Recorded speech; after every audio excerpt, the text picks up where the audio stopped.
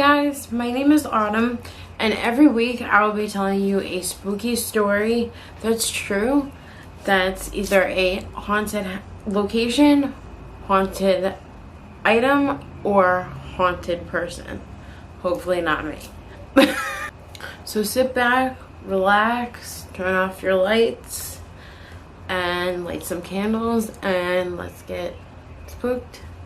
So, I'm going to tell you about the Chicago Lincoln Park Zoo that stands there today, that you can go and visit for free, if anybody didn't know that. So originally, the Lincoln Park Zoo was the city's cemetery that housed over 35,000 bodies. So from 1843 to 1859, 35,000 bodies were buried in the Lincoln Park Cemetery. And in 1859, a doctor had told the city, had gone to the city, knock, knock, knock, and said, listen, these bodies are in a location that are right next to a lake, and they sit below the water table. So what's gonna happen is all the disease, because during that time there was a lot of cholera victims. I think they said in a 5-day period over 200 people have been buried in that cemetery due to the cholera outbreak. He said that all of the disease and everything from these bodies was going to leach into the soil and eventually travel out into the lake, which was the city's drinking supply at the time. So the city officials had already decided that this cemetery had to go. It was an eyesore and they wanted to make the place a park anyway. So the entire park was not a cemetery at the time. So the dates are a little confusing, so just follow me here. So from 1868 to the 1880s, the bodies were moved to private, smaller cemeteries located through, sorry, my window's open if you heard that car horn, were moved to private cemeteries located either throughout the city or wherever the families decided to locate them. So a lot of things happened during this time. In 1871, let's do this. In 1868, the Chicago Zoo was officially opened. And then in 1871, the Chicago Fire happened. So not only is part of the park becoming a zoo, but then you have the Great Chicago Fire happening. And that destroyed a lot of the grave markers, because remember, some of these families could not afford good grave markers, and some of them were made out of wood, some of them hadn't been placed, so it was just a huge mess.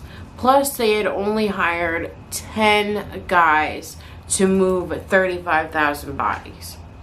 So what ended up happening was 12,000 bodies were left under Lincoln Park Zoo. So it seems a lot of things happened after the zoo was officially opened and built. The zoo had originally put in a 42-foot bridge, and the bridge was there from 1894 to 1919. And what is said is that over 200 people committed suicide off of this bridge. They either jumped to their deaths or unfortunately hung themselves from the bridge. So the bridge was eventually taken down.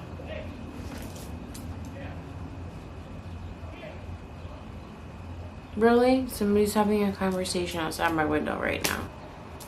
I put sparkles under my eyes, but it doesn't, it just looks like my makeup is like bleeding, but it's not, I assure you. So apparently sensitives have a very hard time in this park. They are affected, they either get very nauseous or they feel feelings of despair or depression or extreme sadness. A lot of people catch either full body apparitions, orbs, streaks, or other weird faces in their photographs after they're looked at. And there are quite a few reports of people being seen in Victorian clothing walking around. Not apparitions, but people that look like you and me in full garb walking around only to disappear in front of your eyes. So one of the more famous ghosts is the ghost of a woman who is seen near the Lion House and near the women's restroom. I don't know if those two locations are near each other, but she is the most seen apparition in the zoo. She is mostly seen in the women's restroom, either in the like a lot of women look in the mirror in the bathroom and see a woman in Victorian clothing standing in the mirror behind them, and when they turn to look, she's not there. Now a car is starting.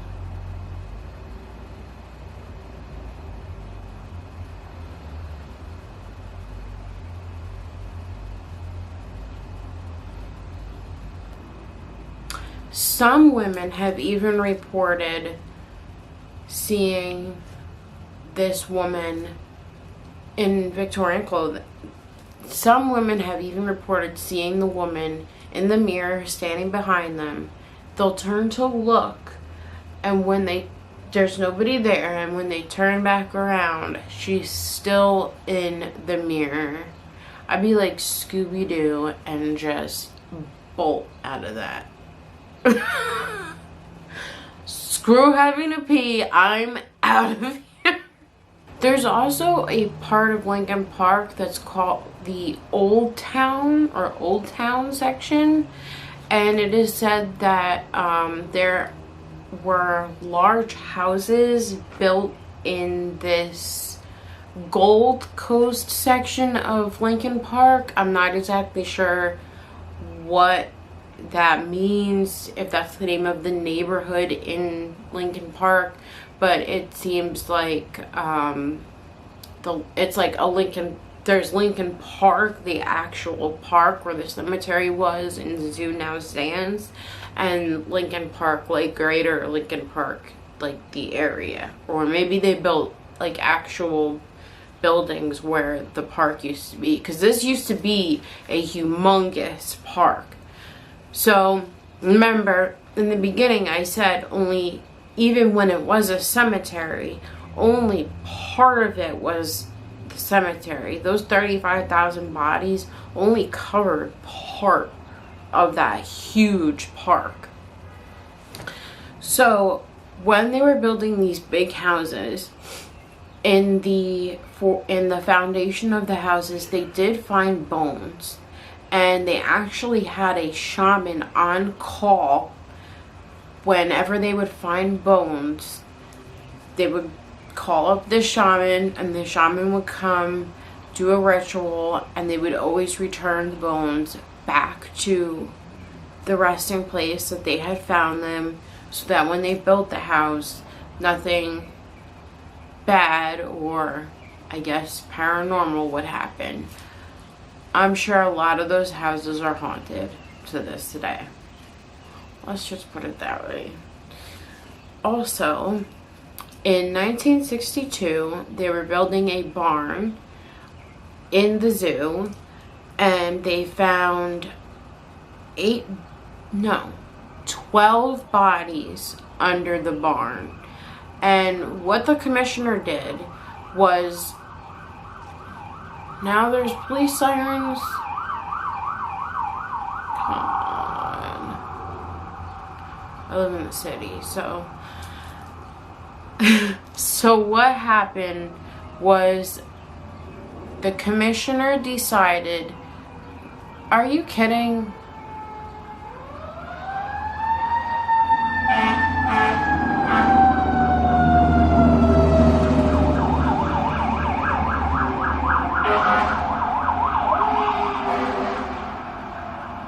Anybody else? Yep, here comes another one.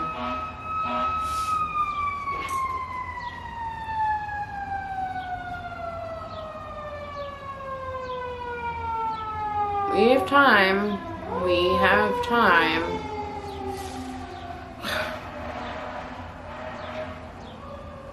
He decided, because they were so old and they didn't know what to do with them, there was no way to find the families. He said, return them to where they were resting. Just cover it up and we'll continue with building the barn. Later on, they found 81 bodies when they were building the parking lot for the zoo. And they also found bodies where the Chicago Historical Museum now sits. I did not, in my research, find out if they left the bodies under the Historical Museum or the parking lot. If they left them under the parking lot, that would be a little disrespectful, but it wasn't my call. They also found bodies under the ball field in the park. What they did with those bodies as well, I don't know. So that area also has a almost negative vibe to it. There was a woman by the name of Pamela Pierce, I believe.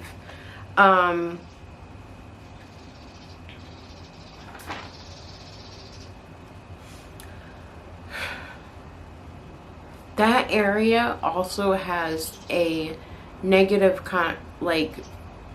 like I said earlier, sensitives seem to get negative feelings from the place. So you have bodies under houses, bodies under barns, bodies possibly under ball fields and parking lots that have no grave markers, no respect whatsoever. So it just seems like an area that might attract some negativity.